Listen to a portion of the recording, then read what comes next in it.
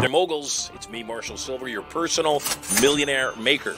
Getting very excited about my brand new show, 2 hours a day, 5 days a week. I'm going to broadcast live to you. In the first hour of the broadcast, I'm going to give you content, information for better sex, more money, emotional, mental, physical, and even spiritual power. I'll also invite some of my cool multi-millionaire and billionaire friends onto the show to give you more direction, more advice, more strategies and gambits for having it all.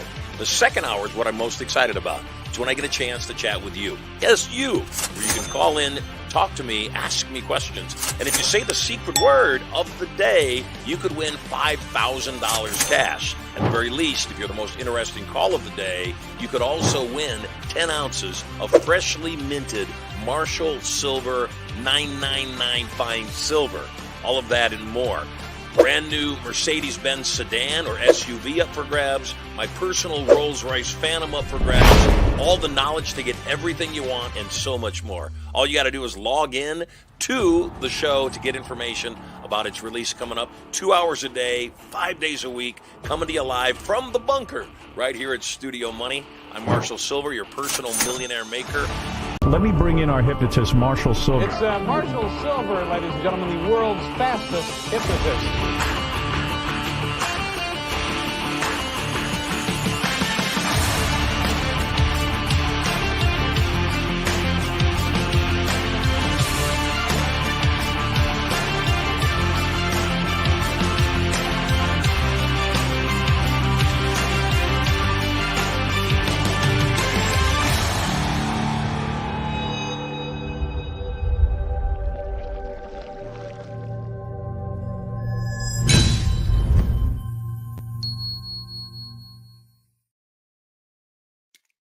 It is a glorious day filled with love, health, opportunity, and potential. I'm Marshall Sylver. We're live, which means you could ask me questions. All you got to do is put them in the chat, and we'll take a look at them right after we chat with our guest today. Especially excited about this guest for a lot of reasons, some personal. Today's guest is Taylor Cavanaugh. Taylor went from jail to Navy SEAL, back to jail, to being suicidal, to the French Foreign Legion, learning to self-actualize his divine design via a correct system of life disciplines. He's now on a mission to show others how to realign their lives to experience peace and clarity by training the mind deliberately as well as the body, showing others how to get their fire back for their lives. He's a graduate of the University of California, Santa Cruz, rather.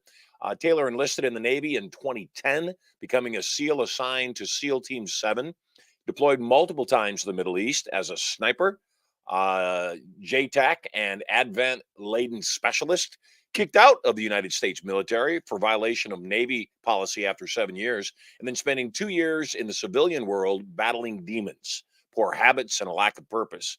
Taylor then flew to France and entered into the French Foreign Legion. Exciting. I can't wait to find out more about that. Becoming the only SEAL Legionnaire on record, deploying to the South American jungle as well as East Europe with NATO as a fire team leader. During this brutal time, establishing disciplined systems and daily practices that crack the code on experiencing consistent mental clarity and inner peace, which is now his mission to share with others. Please, in the chat, say hello and give a nice big Marshall Sylver live welcome to Taylor Cavanaugh. Taylor, welcome to the show. Marshall, thanks for having me, and I appreciate everybody for listening in. So glad to have you here. So everybody else knows, where are you calling in from? California, Southern California. I'm in Palm Springs right now, but I'm usually home based in San Diego area, Temecula to be specific. I've got a buddy of mine that owns you might know him. You know Dan Fleischman? I don't. He has a winery that he's converted into a, what do they call it? Black site. They do training, both shooting training. They do obstacle training. They do all sorts of really cool stuff. So all good things. Hey, you are a partner, friend, associate of a guy we've got on the show tomorrow, Fraser Barley. Yeah. And Yeah. Fraser Bailey. Yeah. Great guy. yeah, Fraser's a great guy. You have a remarkable record. I mean, how does that even happen? How does somebody become a SEAL and also French Foreign Legion? Give us some history. Well, a series of interesting and some unfortunate events, but all were caused by me, really. Nothing's ever happened to me. Everything's happened for me and because of me. Well, So, that is a profound thought that everyone should hold. well, it's reality too, Yep. and the only reality that we deserve is the one we're living. So that's kind of the overarching scope of my philosophy. But to get into the weeds of how you go are a Navy SEAL and then you become the French Foreign Legion, well, I kind of blazed the path because nobody had ever done it before. But it was really a kind of a crossroads, and I had painted myself into a psychological corner. I had been kicked out of the SEAL teams. I So failed tell to us, perform. tell us about that. What got you kicked out? Yeah, so it was a series of two aggravated assaults, 2 years apart after I got back. One before I went to Iraq, one after I got back from Iraq, and just bar fights, dumb stuff like that. And that was a catalyst for Navy JAG to prompt a performance enhancing drug test on me. And it really had never been done. They sent it to the Olympic Center because I had, brought some heat on me. So I brought the man down on me, and guess what? I failed. So that's a zero tolerance policy. It's looked at like drugs, essentially, or exactly. So I took a general discharge and got out. So I got a question before you go further. Why in the hell would the government care if you were taking anything that was a performance enhancing? You would think they would want you to. Yeah, I mean, the philosophical reason, the moral reason. I never had a moral issue with it personally. I always say, and they asked me on my way out, what would you tell anybody? I say, well, if it's worth it, do it. Everybody's, you're taking the risk. I knew what I was doing. So I was no victim by any stretch. I knew there's a chance you could pop and get tested. And that's exactly what happened to me. Well, I get why, performance enhancing drugs aren't desired or allowed inside of sports performance. That makes sense. But when you're doing what you can to strengthen yourself, to protect not only your country, thank you, by the way, for your service very much. Yeah. But when you're also doing it to protect yourself, it's like, what the heck? You pull out every stop. I'm going to do anything I can to protect myself. So you find yourself getting kicked out of the Navy SEALs for performance enhancing drugs. You went through a bout of depression. I have a family member right now who was military, and it's a woman, and she got sexually assaulted while she was in the military, which, as you know, is fairly rampant. All sorts of those kind of harassment crimes are extremely rampant inside of all classes of military. And now she's dealing with some pretty severe depression and alcoholism. And sometimes people don't realize how much being in the service and experiencing that kind of stuff impacts people for life. So you came back impacted on so many levels. Why did you decide to go back into the service and the French Foreign Legion of all places? Well, it was a 2-year path. And the French Foreign Legion, to be clear for everybody, was on my radar for a while. Now, what is the French Foreign Legion? Let's kind of hit on that in a second. It's about a 200-year-old institution in France created by an old king that's comprised of just foreign fighters that is kind of modeled after the old Roman legions. If you serve your time, you have the carrot of French citizenship, kind of like how they did Roman citizenship back in the day.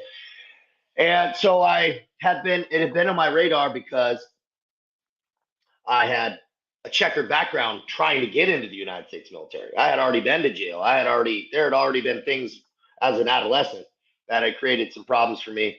So that's when it came across my radar as a possible need if I wanted to go in the military. So that was in the back.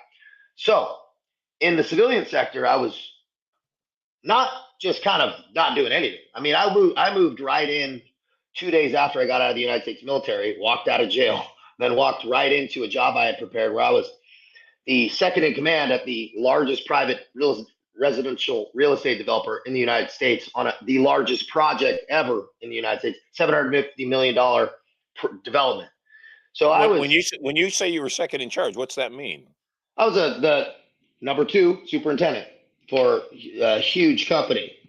How did that happen? Did you have experience, or how'd you get put into Nope, that? but I know how to run teams, and I also had a lot of contacts that I had for 6 months been preparing, right? Out of the country clubs and being connected with the SEAL community, I really had developed over years good connections, very tight connections that I used, right? And so that's where I walked into. So I was not like depressed, no job.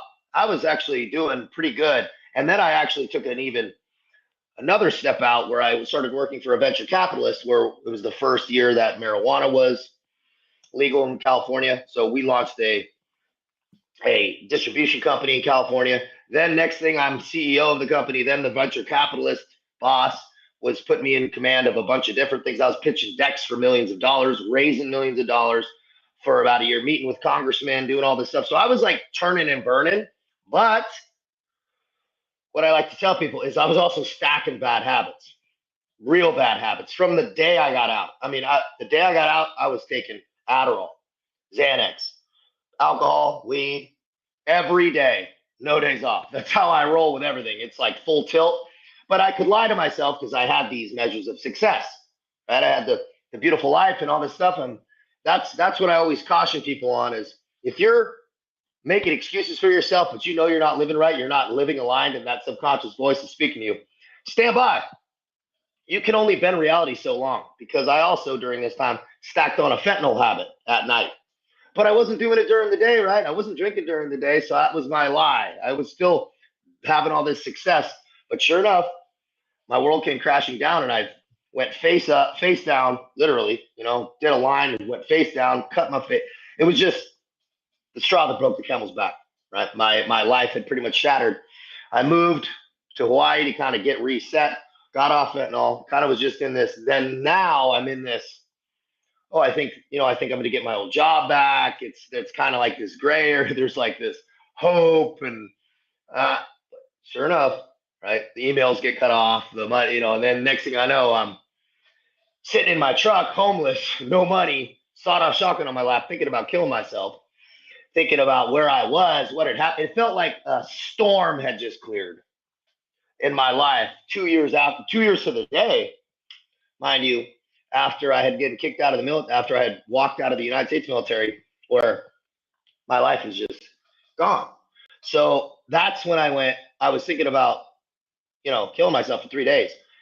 And I had a moment of clarity. I was like parked in the jungle, kind of going straight native, where I had that voice of God, or whatever you want to call it, say, hey, you're being very selfish right now. Think about your mom. Think about your sister.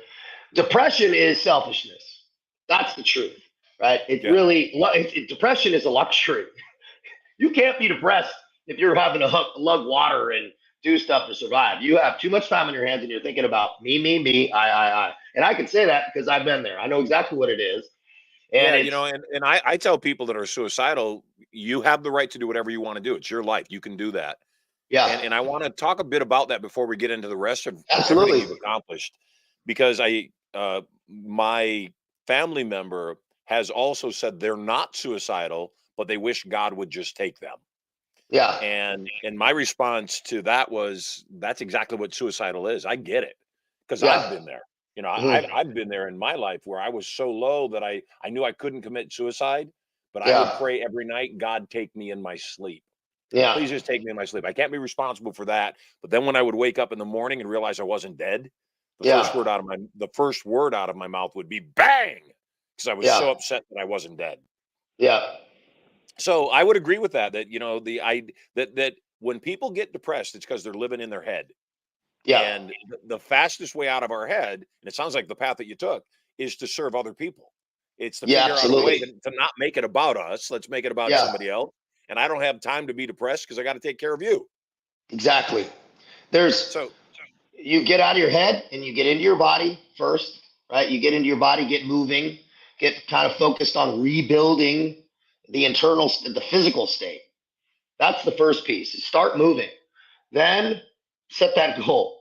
Then and make it a not self. It can be selfish at first. You have to get moving into self-actualize. But the goal is transcending self, like you're talking about, Marshall. It has So to be. let me ask you this. You said the first thing to get out of your head, get into your body. Yeah. And so during that time when you were massively depressed, you're obviously buff. You're clearly physically fit. You were a Navy SEAL that required an amount of fitness. Did you go through a period where you weren't fit while you were depressed, or did you always stay fit? That was the other part I could lie to myself, is because I was like always kind of going to the gym. I would always I looked better than the average bear because it was just been part of my lifestyle for so long. But I was, doing these. You can't maintain when I'm sitting in a car drinking vodka for 3 days. I mean, I'm not training or eating. So I was low, but the minute I set the goal to get moving, guess what?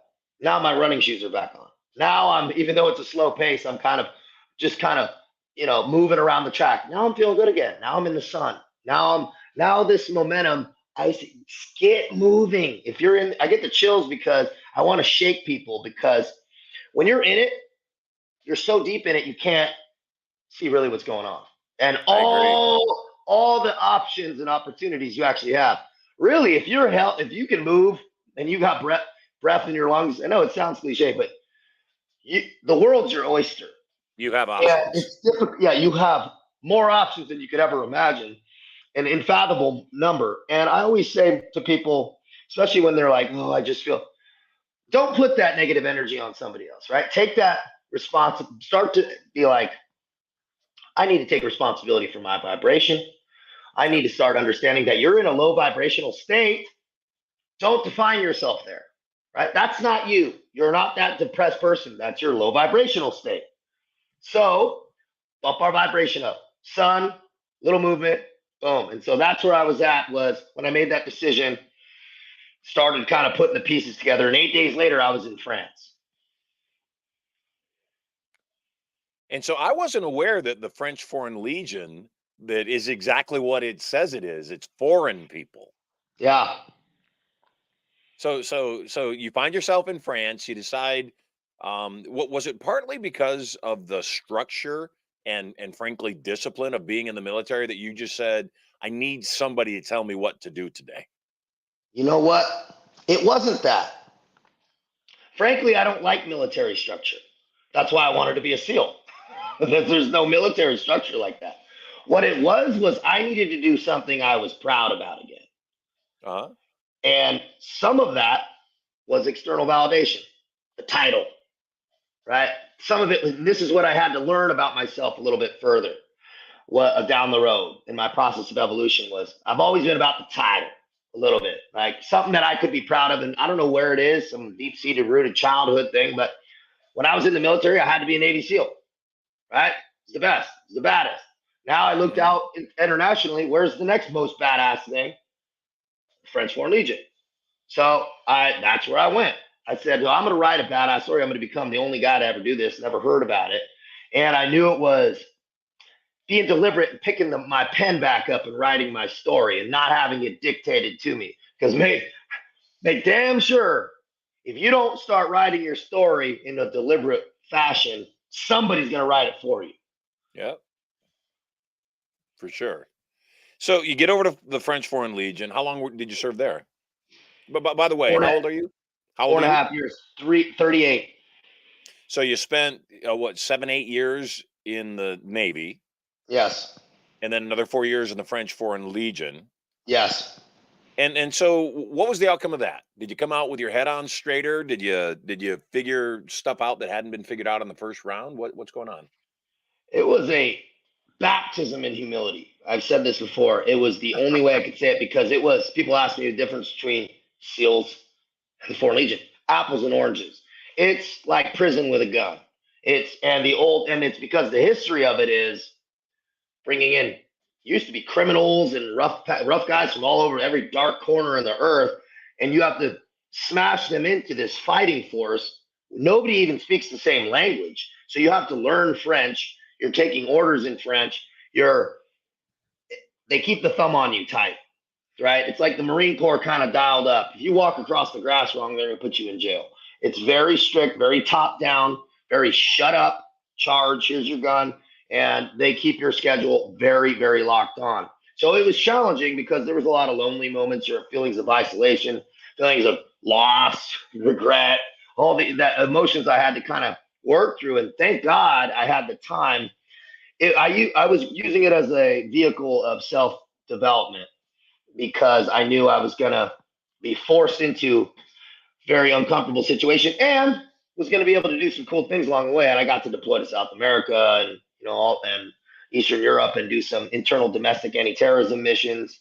So I got to open up my scope of, I've been meeting guys from Hungary, Mongolia, Thailand, every country in South America, Africa, every country in Africa. It was quite an interesting experience, difficult, challenging. But to answer your question directly, Marshall, I was in that barracks room and a couple of years in, and I realized I still wasn't happy. And that was the moment where I went, oh no, there's nowhere else to go. Right? There's no more entity, no more. I started looking at Ukraine to go fighting in foreign fighting units in there. And I kind of realized, I'm like, where does this end? Do I just keep running away from myself? Really, what is going on with, I need some of this external validation to feel good, and it will never be enough. So that's when I started to look internal. And that's when I started to read about Stoic philosophy, started to take accountability for my vibration, my internal frequency, my outlook, my optimistic lens, keeping it open, and started reading guys who knew some stuff. Musashi, Seneca, Marcus Aurelius, all these guys that had these things to say. So I really started to structure my day even more so than the Legion, right? If they said get up at 5, I'd get up at 3. If they said, all these things, and I just, every day, no days off for years. And that was the difference when I realized I stopped having bad days.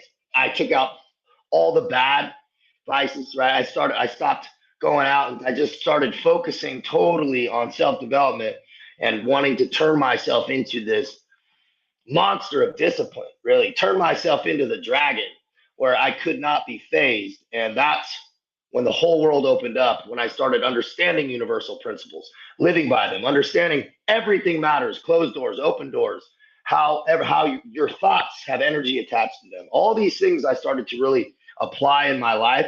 And the minute I did that, everything changed. So that's how I walked out of the Foreign Legion. So you left the Foreign Legion when? December of this past year. Yes. What are you doing now? So all I do is online coaching and mindset training. Full tilt, 100% of my time. I do 5-6 Zooms a day. I have hundreds of clients currently, and I get people serious results. Most people need to do less things, not more things. So I strip down their day to studs. We simplify, we streamline, we get their training simplified, their macronutrients accurate, right? Not just eating healthy, but accurate eating to the goals they want. Then once we get the physical body built up and we get that momentum going, then that optimistic lens and that self-worth starts being built through the work. Then we can start setting those professional goals. And once we start applying these universal principles, what do you know?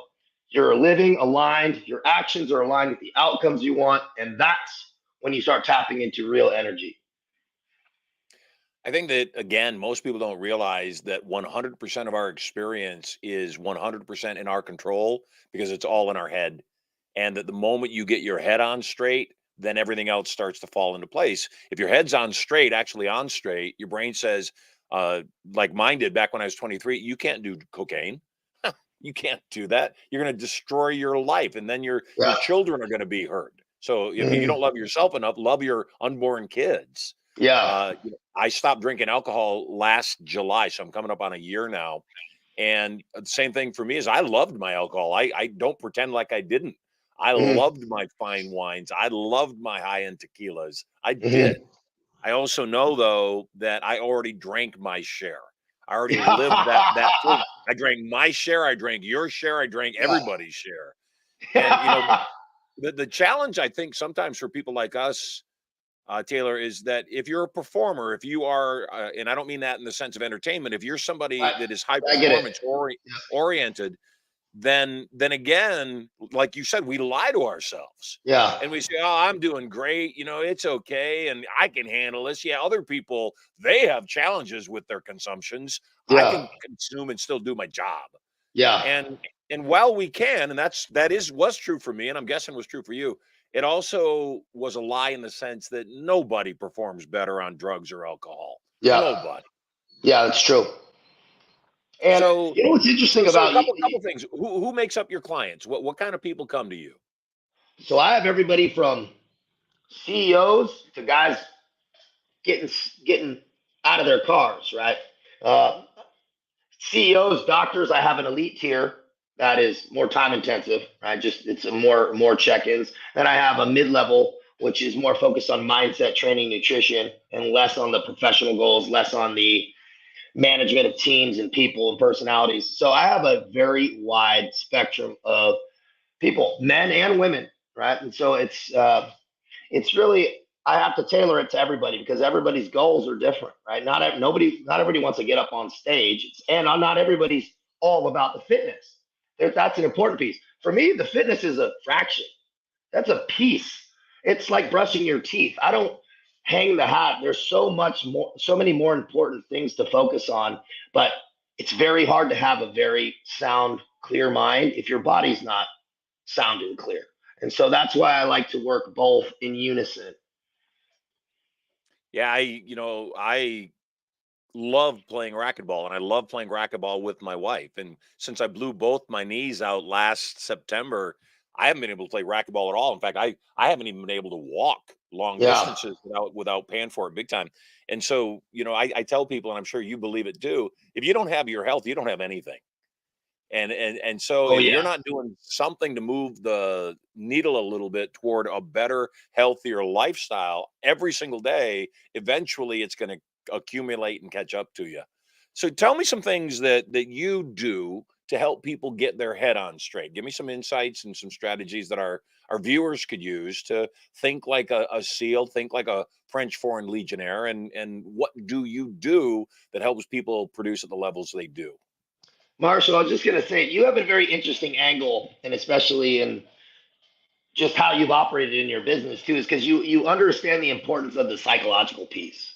A lot of people, like massively, right? You understand that in a very serious way. Are the first thing I have to do with people is to get them to deliberately change their self-talk, and because it is our lens. The world is an absolute mirror. It's not a window, right? So people will see this negativity in the world when somebody else will see. You said it best. It's your reality is your own. So the first thing I start to do is I ask them a lot of questions. How do they view the world? What are their goals? How are they? And immediately I can see where people need help. First is the body. It's the foundation. You can't be sound. You can't be doing mindset training if you're way overweight and unhealthy. It's you're fighting against the tide.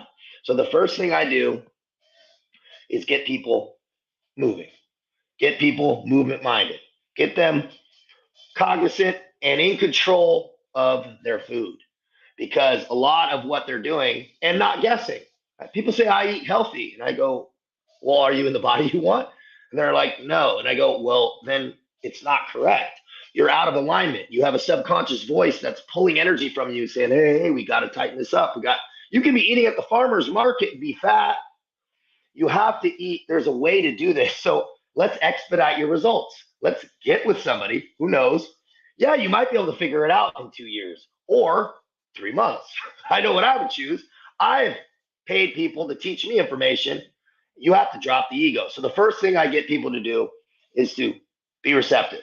I ask them, are you happy? Are you in the body you want? Once they get honest about where they're at, now we can start tailoring what we need to do. It's always movement. It's always control. It's always once they start feeling that self-worth from doing what they say they're going to do, right? Because every time you say, oh, I'm going to get up at 4, which I tell people to get up early. That's the other piece. Get up early, take time to get centered. Do not look at your phone. Take time to get centered. Take time for self-reflection. Do some movement, then do some visualization. That's the general chunks. I get into the weeds of how that looks, but it's emotional and psychological grooming. It's like putting on pants. I don't look at it as a discipline. I don't look at it as anything other than that. Starting your day in a deliberate way sets the tone for the rest of the day. That's mandatory. You can't get around it if you wake up and are reactive and getting the kids ready. You're never going to be peaceful. You're never going to have inner peace and clarity. Not going to happen. So that's the first piece. And then the next piece is getting control over what goes in their mouth, getting control over how they hydrate. Once they have those chunks done, now we can start cooking with gas and start setting some larger goals. I think that, again, most people don't even stop and think about who they are, because who they are determines what they do. I love this quote. I don't care for the guy much for reasons that he's kind of gone off the deep end politically, but I love this quote from Arnold Schwarzenegger. And the quote is, I don't know why people have a hard time working out. Working out is breathing. Yeah. And my own belief is the best thing we can do for ourselves is change ourselves, not change what we do. And if we change ourselves to do the thing that benefits us, we just say, look, this is what I do. I don't drink alcohol. Yeah. People have asked me, oh yeah, I've talked to some friends and said, yeah, I had my last drink of alcohol, and I had a bunch of them, by the way, on July 12th of last year. Yeah. And people say, oh yeah, those first few months are hard. My response was, they weren't hard at all. I just said, I don't drink anymore. It's not me. Yeah. And because I'm a hypnotist, that is easy for me. But the hypnosis that I use is always the same. It's, who are you? Are you a guy that makes money easily and readily? Are you a fit, healthy person? Are you, just fill in the blank, whatever it is? And then if you become that person without the result there at all, but you become that person, it's impossible for the result not to show up. Love that. Well said, Marshall. That could not be more spot on. It's, people ask, how did you do this? And, my business boomed, everything. I walked out, I was making $40,000 a month walking out of a barracks room, right? Because people go, how did you do that? And I said, it's not how, it's who, right? Just to go off of what you just said. Yes. Years of visualization, years of understanding that that's who I am. It is who. Once you've evolved into the man that's that dude that can accomplish anything, guess what? It doesn't matter what blueprint you put in front of them. It doesn't matter. They're going to be successful because they're a successful man, right? They have already that guy. I love how you said that, of you cleared your identity and established it and rooted it so deep that, man, the actions back here are aligned because you're already that guy. So how could your actions not follow suit? Well, again, because it's who you are. I don't, people have asked me, because I did cocaine as a teenager, and it was the worst period of my life, without a doubt. And I unfortunately grew up in an environment where a lot of people did that. In public schools these days, even worse than public school when I was a kid. But, I look back now, and people say, you're in Hollywood, you're around people doing cocaine and the such. Do you ever get tempted? No, I look at it and I go, what the hell was I ever thinking? Oh my God, that was so bad. Yeah. And that's the point where you've transformed, where you don't battle it. You're somebody who becomes a non-smoker. You go to 7-Eleven, you look behind the counter, and your head just shakes back and forth, thinking, what an idiot I was for a while. And I'm very grateful that's not me anymore. And it's that piece that I think people don't get in every area of their lives. From their relationship, what would a good husband do right now? Well, he'd rather be happy than right. He would pick his battles. He wouldn't choose to need to dominate his wife. He would just say, no, not worth it. By the way, that one thing I have to put up with, way worth everything else that I get as benefits. Same thing making money. If people are brought up in an environment, because you clearly have that program, that your brain is wired to make money. It says, no, I make money easy. I leave the French Foreign Legion and I'm already making 40K when I leave the barracks. Yeah. And other people say, I don't get it. And you say, it's because your ears aren't shaped properly. You Yeah. literally do not have the mechanism in your head to Yeah. hear the truth in a way that's meaningful to you. So how Wow, do you get that's powerful. That's powerful, how do you Marshall. I get like how how do you you said get that. thank you. How do you get somebody who again, I have a sibling right now dealing with recovery, dealing with alcoholism, and I love them so much that all I want to do is figure out anything. I know how I overcame it. I just realized I'm going to die if I keep drinking. It's got to be done at some point. I just got to Mhm. be done. And that was the day I said, I looked at a picture of my family that I love so very much. And I remember the words I said when I had my last sip. I said, they deserve better. They just flat out deserve better. And again, it was back once again. I wouldn't do it for me. I Yeah. wasn't finding the solution in anything that was for me, but for them, I would walk across razor sharp broken glass a million miles to make sure their Yeah. lives were better. That's What do you tell fascinating. people that are having a hard time getting out of stuck? Man, that's such a good question because there's first you have to have a belief. You have to have a belief and a larger scope outside yourself.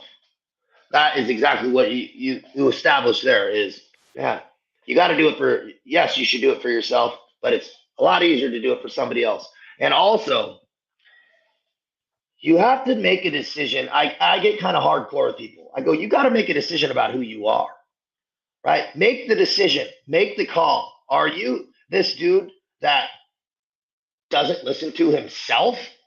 Right there, you It's, just said it. You just said it. You said, ask yourself the question, are you? And yeah, that's it, isn't it? The question is, who are you? And are yeah. you the kind of a person that does this? Or are you the kind of a person that does that? Well, here's how asinine a lot of the world is, right? And I've been there too, right? We're all is people want people to listen to them, and they don't listen to themselves. It's crazy that somebody will tell themselves a bunch of not just one thing. People, I'll get up at this time, don't do it. I'm gonna eat good, don't do it. I'm gonna stop drinking, don't do it. I'm gonna do it, and then they'll go out in the streets and go or work and say these people aren't listening to me. Yeah, no shit. No shit, because you don't listen to yourself and you're putting all that energy out. Of course, they're not going to listen to you. So I say that make a decision. Are you a person that wants to be respected? Then you got to start acting respectively. And that first part is, man, when you tell yourself you're going to do something, you do it. And the minute you start doing that again and again and again and again, your self worth starts to build. Your energy starts to change. Things start to come your way. That universal law of attraction starts to take place. You all these bricks stack on each other. People want the success, but they're not the successful person yet. Right? Like you said, Marshall, there has to be, you have to start rooting these things, and you can't skip steps. Right? Your level of success is never going to exceed your level of self-development. Or if it does, it won't for long, like you see in lottery winners and this and that. You have to become slowly that successful man. So, like as Seneca says, as you would seem, be. Man, if you want to be that, if you see yourself as that success, then start acting that way right now. If you're a person with financial security in the future, well, then you better start making financially intelligent decisions now. Right? You can't, people want to jump ahead. It's impossible. You can't do it. So enjoy and fall in love with the process because there's absolutely going to be one, and it's going to be a lot longer than you think it is. Yep. Where are you going from here?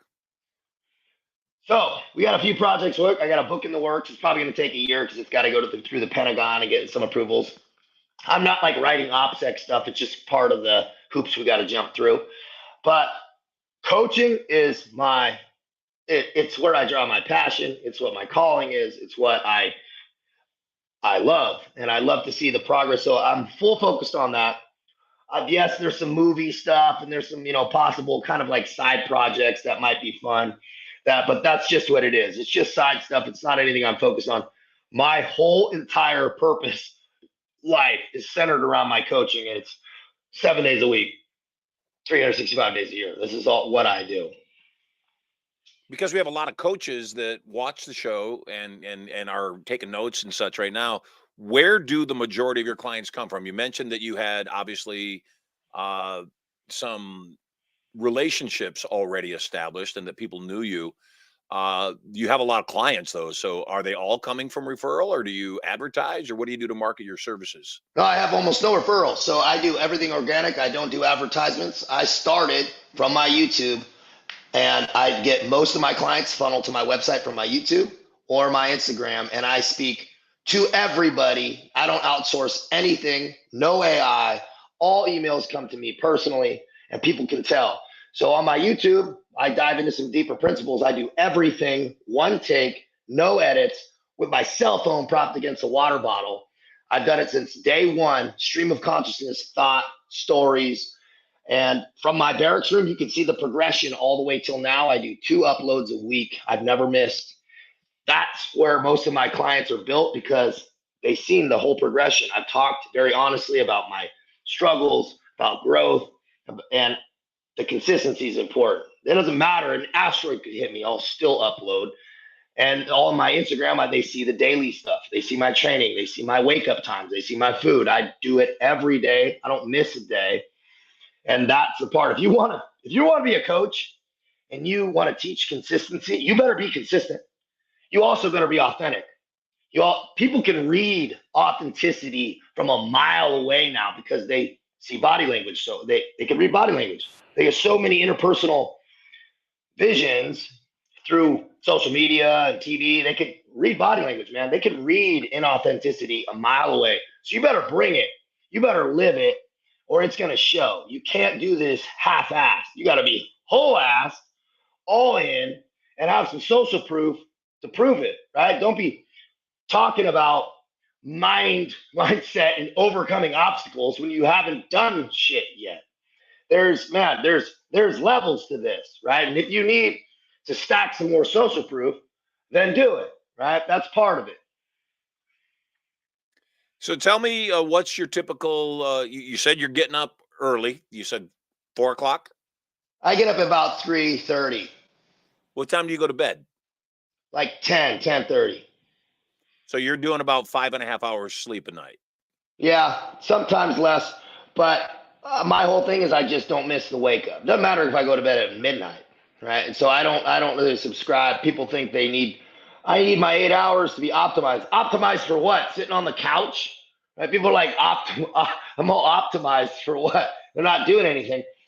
Make sure you tapped in, and if you're aligned, you're hydrated right, your nutrition's good. Trust me, you're gonna have a lot more energy. You're gonna be feeling good. So that's kind of my process in the morning. I wake up about 3:30 and kind of start my flow.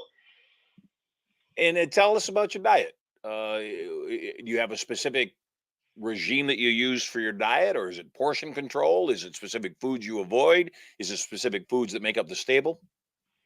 I like to go low fat. That's generally the way I flow is low fat. Now that might fluctuate, but with people that are just starting out, I like to put them on low fat and a very well balanced diet. I don't nutrition plan. I don't subscribe to the feast and famine type stuff. I've tried keto. I've tried all this stuff. Maybe it works for some people. I've felt terrible.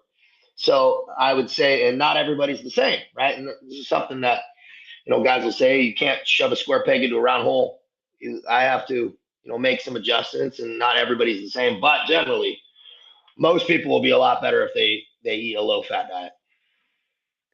You and Fraser Bailey are doing some stuff together. Mhm. How long have you had an association? Obviously, he's teaching some similar stuff as far as the body's concerned. Before we got on the air, you said some extremely complimentary things about him, and Yeah. that guy just understands and has dialed in the code of health to a degree most people never even comprehend is possible. Yeah. Tell me what kind of stuff that Fraser does and that's different than what you do, and what are you guys doing together? Fraser is a master at blood and hair follicle analysis. So he's going to get into the weeds on the nitty gritty of micronutrient deficiencies, hormone levels, all that stuff. That's where he really shines. I mean, he teaches doctors courses on this stuff. He really understands what happens on that microscopic level, because that really matters too. And if you really want to really ratchet it up and turn the heat up and expedite your results, that's how you do it.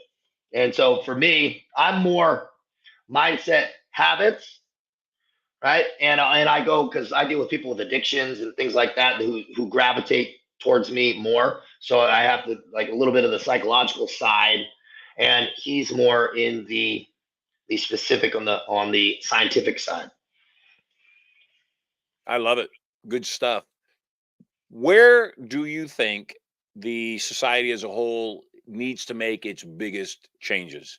Is it, or as far as health is concerned, is it organic food versus non-organic food? Is it getting rid of anything processed? Is it reducing sugar consumption? I'm guessing you're probably going to say all the above, but No, I where won't. specifically? No, I won't. Then please. Calorie control. That's it.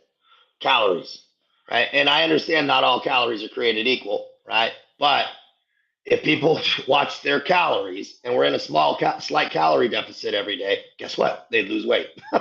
Simple as that. And how does the ordinary person who knows nothing about calories, how do they get a jump on that and say, okay, this has this much calories, that has that much calories? Do they do it through you? Do they do it through Google search? Or how do I figure out how to get this extra 40 pounds off my body? Well, the thing is there's so much information out there. It's hard to Yes. weed through. So that's why you get with some. That's for the beauty of a coach, because they'll streamline and expedite all the information and funnel it into a very simple package and deliver it to you, and then you just execute on it. Everybody's different. Everybody's calorie intake needs to be different. So you need somebody that knows. Also, micronutrients matter. Also, macronutrients matter. So it's understanding the proteins, the fats, the carbohydrates, and along with the minerals and vitamins. So it's tough if you're just starting from ground zero to actually understand. You would have to do experimentation on your body and really look at labels and add, or just contact me or Fraser or whoever. I don't care if it's me. Truthfully, contact somebody that you see the way they live, their mindset, that you respect. Ask them what they're doing, and guess what? They're going to help you out. And you know what? You're going to have to invest in yourself. You got to put your money where your mouth is, because part of that is the psychological shift of commitment. That's what it is more than anything. People don't respect free information. There's free information all on Google. Nobody applies it.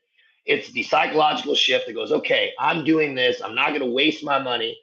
Let's do this. And guess what? That's when people decide to make the change. And that's what I love to see, when people put a little faith into the system, a little bit of trust, and they start walking across the bridge. Because guess what? When you walk across the bridge and you realize how good it feels, and you look back and you go, you know what? It's more difficult to go back that way. None of my guys backslide. They don't backslide because this isn't a weight loss program. We start your habits and root them so deep that it's more painful to go back. You can't lay in bed and not do this stuff anymore. That's the difference.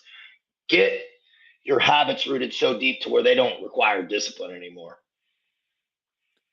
I love it. Where can people go to find out more about you? What's your website? Do you have any goodies you'd like to share with our audience, or what can they do to have a better relationship with you? Website is always a really clean way. They can get kind of my story, some pictures, just a better understanding of who I am and how I can help them. Then there's a contact form. Those contact form goes right to me. It doesn't go to AI. It doesn't go to anybody else. And they can ask me whatever they want. Say what program they want, and then we'll start the conversation. Or they can go to my YouTube and watch how I disseminate this information, dive into these deeper principles. Like I said, stream of consciousness, every video, some gym footage, and I work out with some famous people too in the industry, and that's just to kind of have fun. Some day in the life stuff just to mix it up. Or on my Instagram, TCAV official.